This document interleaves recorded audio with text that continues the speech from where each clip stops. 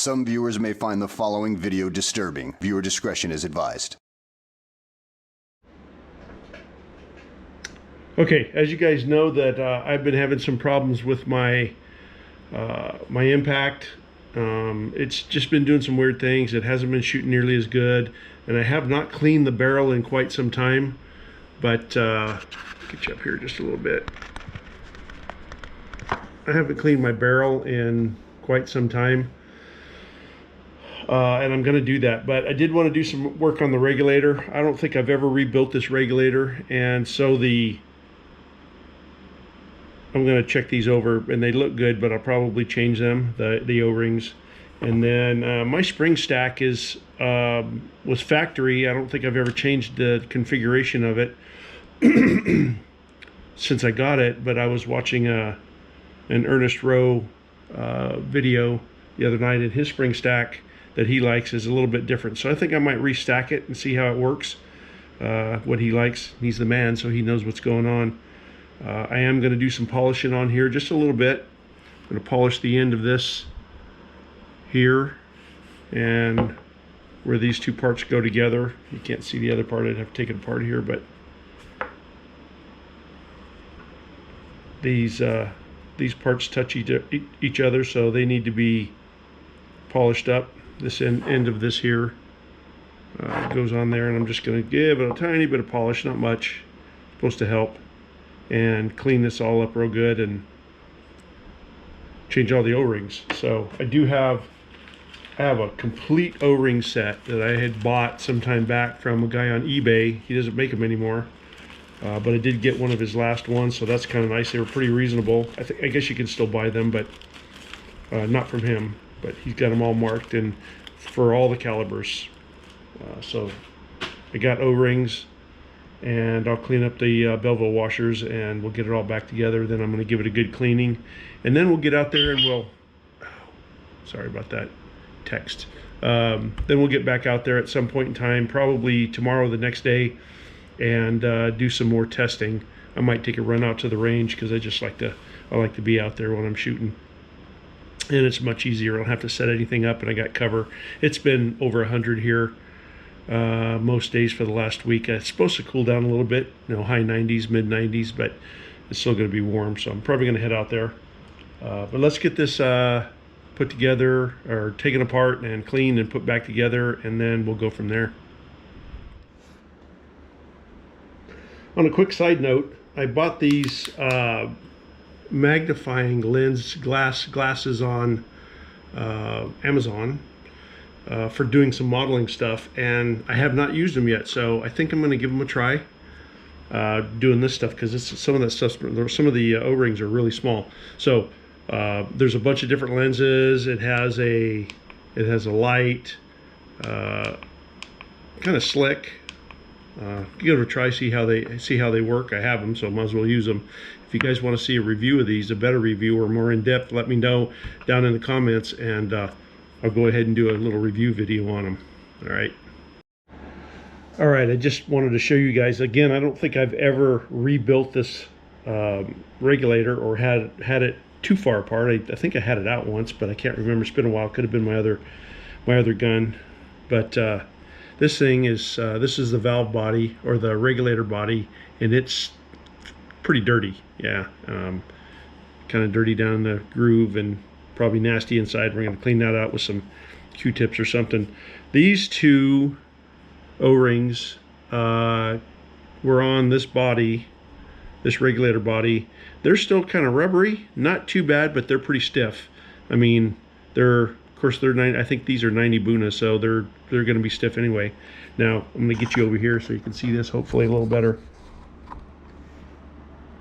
Here's the adjuster screw that has two O-rings on it, and you can see those are the O-rings. They were intact. They were completely intact, but they're so hard and brittle that's how they came off. So that's probably going to make a difference with sealing and stuff. I did have a small leak somewhere. Get you back over here. I did have a small leak somewhere. I don't know if it was there or somewhere else, but we'll see once I get this back together if that clears it up. Okay, just wanted to show you that stuff, just in case you're going to do some on your regulator. All right, I got all this put back together. Here is the regulator body and Belleville screws, or Belleville washers, I mean. Got all new O-rings, and this little guy here has got some new O-rings. I will not lie to you. Getting those, let me get those in focus. Getting those little tiny O-rings on there were a bitch. But there is a technique. There's a good video on YouTube, and basically what you do is you screw this in backwards, just a few threads, and then you can put it in a vise or just set it down on the top, put some lube on it, and push them down. They're still a pain in the butt, but they're doable. So, all right, I'm going to get it back together, and I'm going to make sure it fires and airs up correctly and all that, and then I'm going to go on to the cleaning. Okay, quick tip. If you want to save a few bucks, you can do something like this for a pull through. Now, you can go buy a patch worm. They're $25, $27. I'm sure they work fine, but I have a ton of cleaning rods. I don't really like to use rods on air rifles, so I've got this pull through, and it's for a rifle. It's much cheaper because it's for a rifle and not just a hold on just a second here. Oh, sorry. Not just for air rifles, everything's more expensive. So this is just like for a 17 or 22. I just put a plastic patch holder on it, but the problem with the plastic patch holder is once you get it down, you may not be able to see that. Let me get you over here. Once you get it down in here, sorry. Once you get it down in here in the chamber, it's real hard to put a patch on. So the idea was, and this isn't my idea, this was, I seen this on the internet and it's a great idea. Just get you a piece of fishing line. Now the guy used monofilament.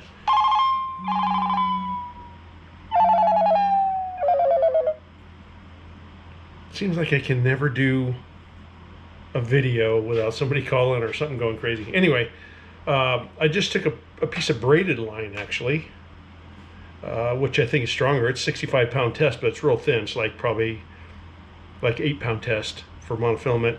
And I tied a surgeon knot in there, then I just looped it. It's probably going to be hard to see, but I just looped it on there, and I'm going to put a patch on there, and this will pull out to the side, and I'll put a patch on there and pull it through. So it'll be much easier getting in the chamber of this impact, because it's a pain. I've done it the other way without the wire on it, or without the fishing line on it. It's a giant pain, truthfully. So, all right, stick with us. Hey, just wanted to show you guys. We were talking on the previous one. I got some comments about, I said my gun, I don't clean it all the time. Usually on like 22 powder burners, really only clean them mostly just lube them and clean the action. The barrels, a lot of times you can do a lot more damage to a 22 barrel, especially if you have to clean it from the muzzle, like a 1022. But you can do more damage than you can cleaning it. So than not cleaning it. So that's kind of was my deal with the air rifles. So I don't clean it that often, and I'm a lazy gun cleaner too. So that's just the way it is. But just so you guys know, this is the first patch I pulled through with ballistol on it. Okay, take a look at that. It's got a little stuff on it, but it's not that dirty. I mean, it could be a lot dirtier than that. There's probably I don't know how many, 2,000 rounds through it. I don't know. It could be more than that, or it could be a little less, but it's at least that. It's at least 1,500 or more, probably more. So anyway, I'm going to pull some more through there, run a few more until I get absolutely clean patches, and then we'll go from there. I got the rag all finished up. I did find a leak. It did have a leak, slow leak, and I'm not sure where it was coming from because I never really tested for it. But after I rebuilt the regulator, the rear regulator, it started blowing out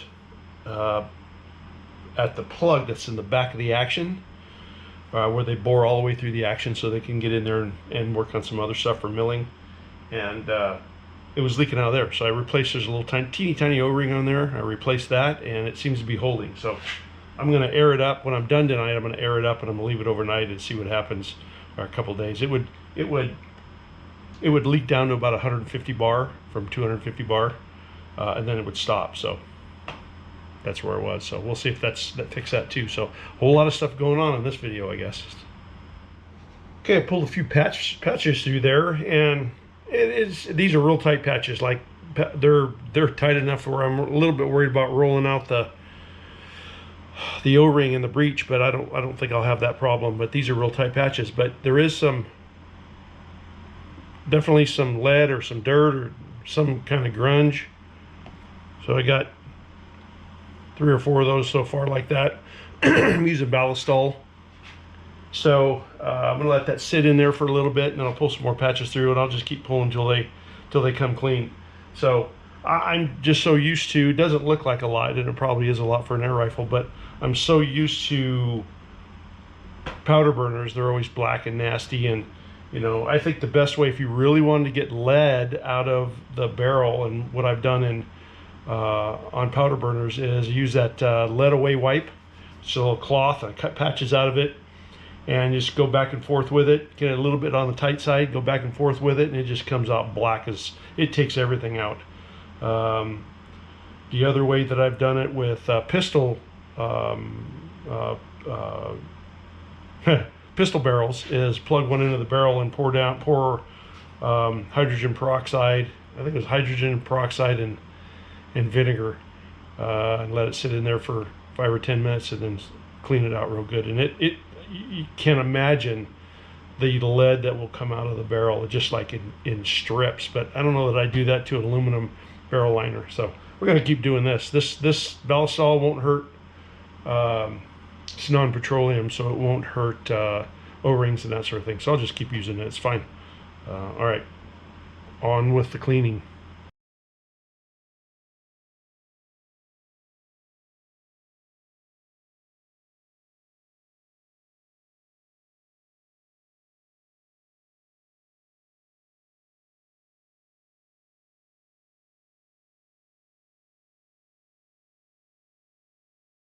Good morning, Ada. Good morning, all. Just a quick hello to the dynamic duo. 50 yards. And to the rest of the radio out there. Happy Thursday. I think it's Thursday. It sounds like you guys are having a Dead right there. trip, and I just heard Karen. About 40 yards. Ugh. Tried for a headshot. Hit the wood. I'm guessing this guy's about 65. Yep, that's about right. This guy's about 35 yards.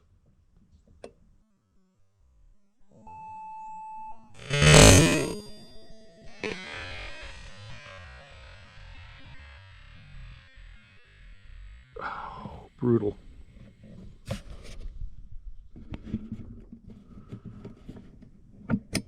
$50 yards.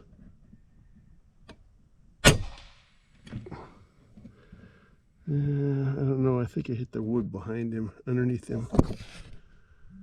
Not going to count him. It's like 40 yards.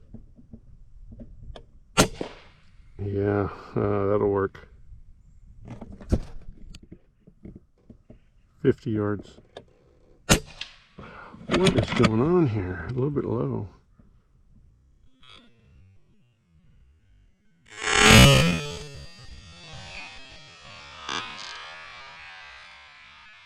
Oh, that was a headshot. Big time. 49. Yeah.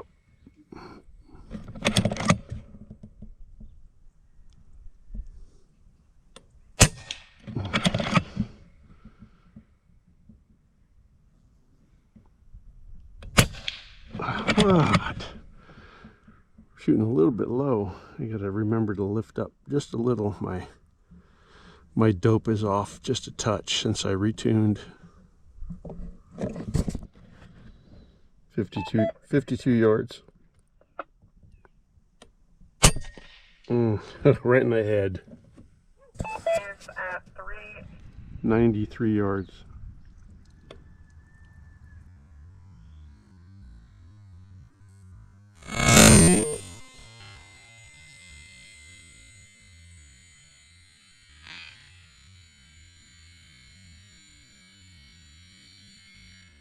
Oh, that was a headshot. Big time headshot.